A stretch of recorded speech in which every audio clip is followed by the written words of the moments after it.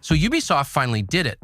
On April 23rd, they pulled back the curtain on a game that literally everyone already knew was coming, the Assassin's Creed 4 Black Flag remake. Black Flag Recent, they're calling it. And after years of rumors, years of community speculation, years of people just sitting there waiting and wondering if Ubisoft was going to actually respect one of the most beloved games in the franchise, we finally got to see it. And like, honestly, it surprised people. It genuinely surprised people. Because as we've already talked about on this channel, the first look at Black Flag Recent was shockingly good, like respectful. Like it actually looks better than the original in a lot of ways. The graphics, some of the gameplay upgrades, and it genuinely put itself in the conversation with the Resident Evil 2 remake, RE4, the Final Fantasy VII remakes, like actual benchmark stuff. And Ubisoft, of all studios, somehow showing up and making something that looked like it wasn't going to be a disaster. Remember what happened with the Prince of Persia remake? Yeah. So the bar was on the floor and Black Flag Recent somehow cleared it. First look, at least. But here's the thing, and this is why I can never just let myself get excited about Ubisoft without immediately regretting it, because man, the cracks are already showing. We're already seeing the first fractures in what could have been genuinely one of the best remakes ever made. And I mean that. I think the potential is there, and that's actually what makes this so frustrating to talk about, because it didn't have to be this way. They could have just, look, we've already covered some of the stuff we didn't love about the initial announcement. No multiplayer, no DLC, cut content, we talked about all of that. But then the creative team went and did a Reddit Q&A. And in that Q&A, they managed to reveal some information that honestly, yeah, it's bad. It's not catastrophic, but it's the kind of thing that makes you go, of course. Of course Ubisoft did this. So here's what we found out. Number one, the game requires an internet connection just to install it, just to install a physical disc. And if that's not already enough to make your blood boil a little, there's now talk about whether a constant connection might be required just to play the thing at all. I wouldn't be even remotely surprised if that's where this ends up going. But okay, whatever, that's one thing. The internet requirement stuff, as terrible as it is, we're kind of used to Ubisoft pulling this nonsense. But then the creative team casually dropped some information about the hidden blades. And this is the part that I think genuinely broke a lot of people's brains when they read it, because what they confirmed is that Assassin's Creed 4 Black Flag Recent will not have hidden blade combat. Those blades, the blades that every single assassin in the history of this franchise has used, the blades that are literally synonymous with the word assassin in this universe, they're gone from combat. They show up in stealth assassination animations. They show up in some finishing move stuff, but you cannot use them as a weapon in direct combat anymore. They removed them from a remake of a game that had them. And like, why? Why is Ubisoft removing content from a game when they're making a remake? That's the part I genuinely cannot wrap my head around. When you make a remake, you recontextualize, you reimagine, you add things. You take what existed and you make it better and bigger and more exciting. You don't sit there and go, yeah, let's take stuff out. That's not how this is supposed to work. And it's no wonder people are already getting loud about it online. Because even with everything that still looks incredible about this game, the more you dig, the more rot you find in it. And that's a shame. That's genuinely a shame. Look, here's the deal with Ubisoft. Like, I've said this before and I'll keep saying it because it's just true. You can never expect a 10 out of 10 from these guys. You ever see Ubisoft win Game of the Year? Like, actually win it? These guys are a 6 or a 7, depending on what scale you're using. They always just barely pass. They do enough, they hit the minimum threshold for this game is decent, and then they call it a day. And we see it with Assassin's Creed specifically over and over again, a franchise that should be able to consistently produce masterpieces, especially when you're literally remaking an already beloved game that people love and remember fondly. And somehow aspects that didn't need to change at all just get modified for no good reason. The blade thing, why? Why touch it? Why not just leave the hidden blades exactly the way they were and then add more weapons, add more animations, add more ways to engage with combat? You have the perfect excuse to just add things and make it bigger. That's what a remake is for. But instead, they shrink it. And the online requirement stuff, man, I don't even need to explain at length why this is a terrible idea in 2026. People are done with always online garbage. People are done with closed servers. There's a whole movement in Europe right now, Stop Killing Games, that is literally trying to get legislation passed to stop companies from just shutting down games without any legal obligation to keep them running, or at least update them so the thing you paid money for doesn't just become a dead disc that does nothing. So for Ubisoft to be sitting here in 2026 launching a game that requires an internet connection just to install a physical copy, that's not a great look. People aren't going to just accept that anymore. Like, that era is over. People are pushing back, they're organizing, they're trying to get laws made, because if it were left up to these companies, nothing would ever change. Now, the creative director of the game, Paul Fu, he spoke about the Hidden Blades situation in the Reddit Q&A, and this is what he actually said. He said, dual swords are the primary weapons Edward Kenway will use in battle. Now, the Hidden Blade is not a selectable weapon, but rather a contextual and bloody fatal finishing move activated when you break an opponent's guard. And then he said, it makes the execution a critical part of the moment-to-moment combat, something that was not the case previously. And that right there, that statement, that's what set people off. Because what he's saying is the Hidden Blades have been removed as a combat weapon. That's just what he's saying, even if he's framing it as a design upgrade. And look, I want to be very clear about something here. The Hidden Blades are not just a cool weapon in Assassin's Creed. They are the franchise. They might literally be the single most iconic thing about this entire series. You have the hood, you have the robes, you have the stealth, the parkour, the leap of faith. All of that is iconic. But the Hidden Blade, if you take the Hidden Blade away from an assassin, they stop being an assassin. Like, I'm serious. Nothing is more central to what this franchise is than that weapon. And now, in a remake of one of the most beloved games in the series, it's a finishing animation. That's it. And look, to be fair, okay, in stealth situations, when you're sneaking, when you're about to grab someone from behind and take them out quietly, you still use the Hidden Blade.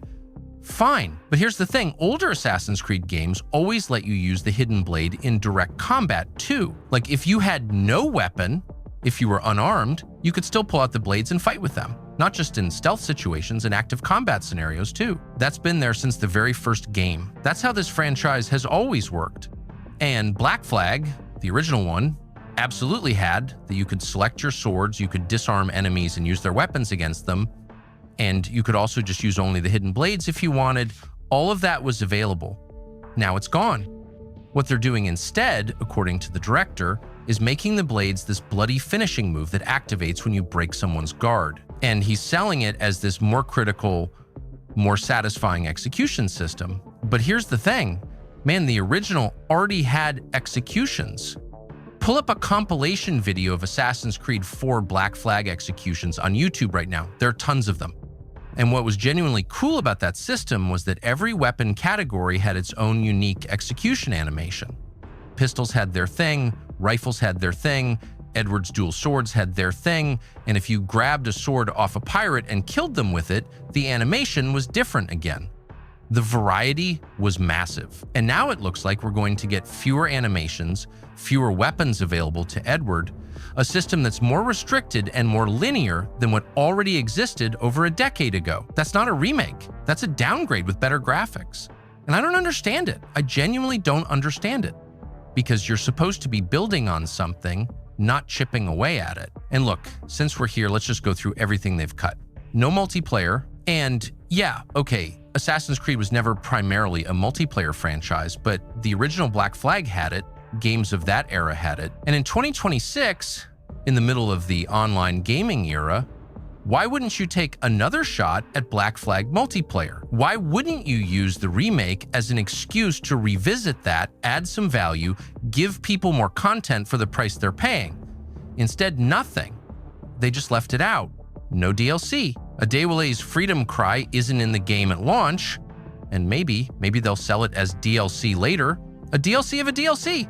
Because that's just how things work now, right? They'll probably do what Resident Evil 4 did with Separate Ways, release it later, sell it separately, act like it's bonus content rather than something that should have been included. Valid criticism.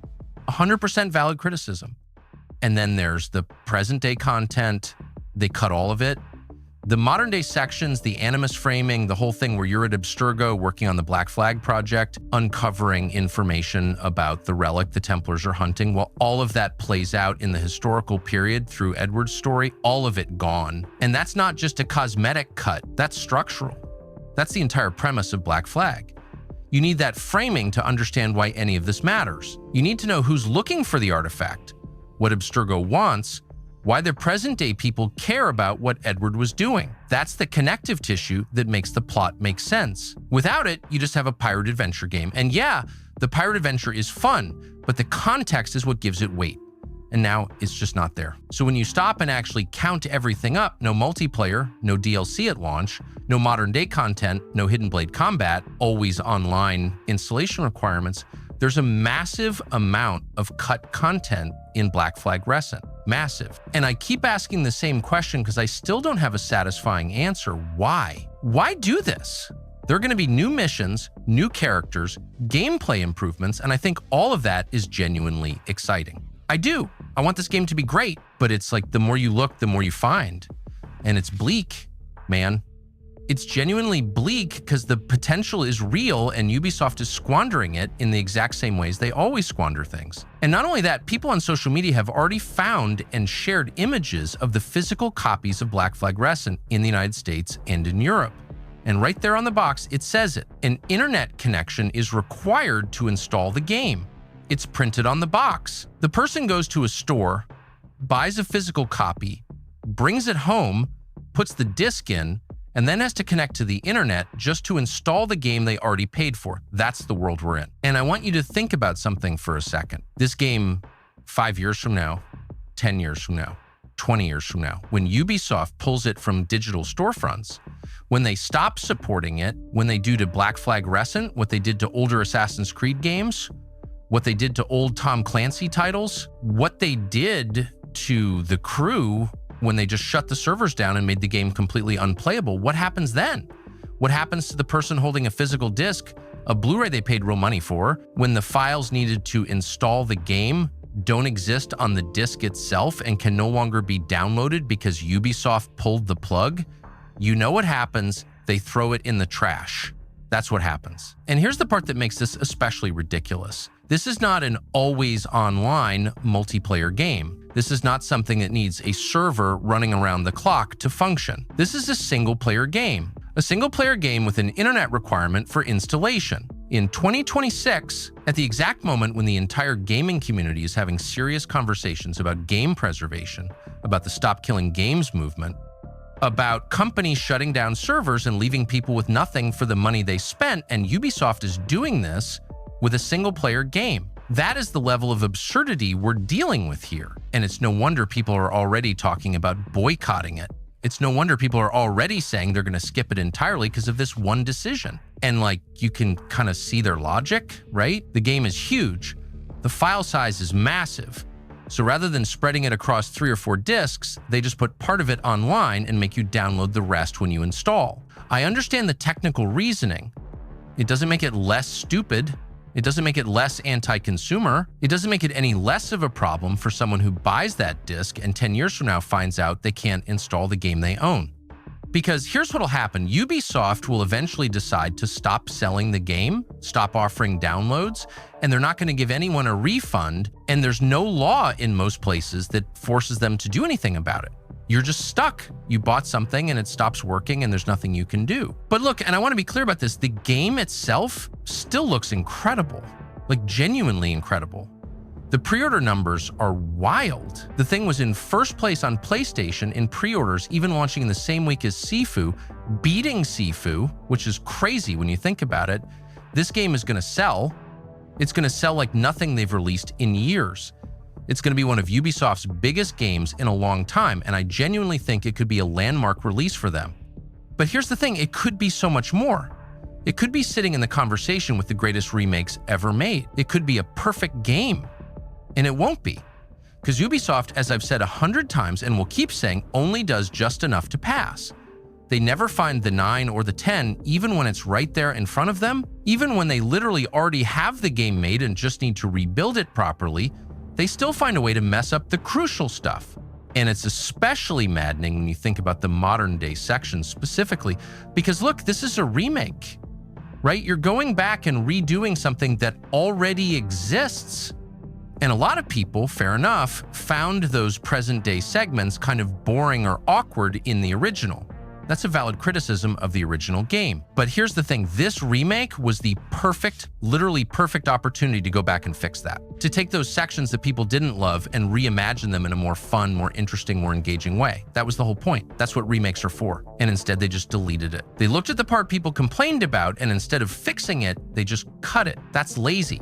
That's cynical. And it's a waste of an opportunity they're never gonna get back. So what we're left with is a game that goes from disappointment to disappointment, from crack to crack, building up this picture of something that should have been flawless but isn't.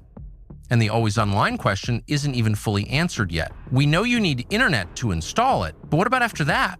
What about 6 months from now? A year from now? We just saw PlayStation put out an update saying that if you don't connect your console to PSN regularly enough, they start restricting your access to games. And that's the direction everything is moving. Offline play, genuine single player, being able to just sit down with a game you own without needing a server somewhere to give you permission, that's becoming harder and harder to do, and everybody is complaining about it, everybody sees it, and these companies just keep doing it anyway. It didn't have to be like this for Black Flag Wrestling. The bones are there, the potential is absolutely there. This game could go down as one of the best remakes in gaming history, and it still might be something genuinely special. Because of these decisions, because of the cut content and the online requirements and the missing weapons and the removed story elements, it's going to be permanently a little less than it should have been. And that's on Ubisoft. That's entirely on them. They had everything they needed to get this right, and they still couldn't fully commit to it. Same as always. Same as it ever was. Anyway, what do you guys think? Are you still picking this up despite everything? Are you waiting to see how the online situation shakes out at launch? Drop it in the comments. Let me know where you're at with this whole thing. Subscribe if you haven't already. And hey, at least the pirate ships look incredible. I'll give them that much. See you next time.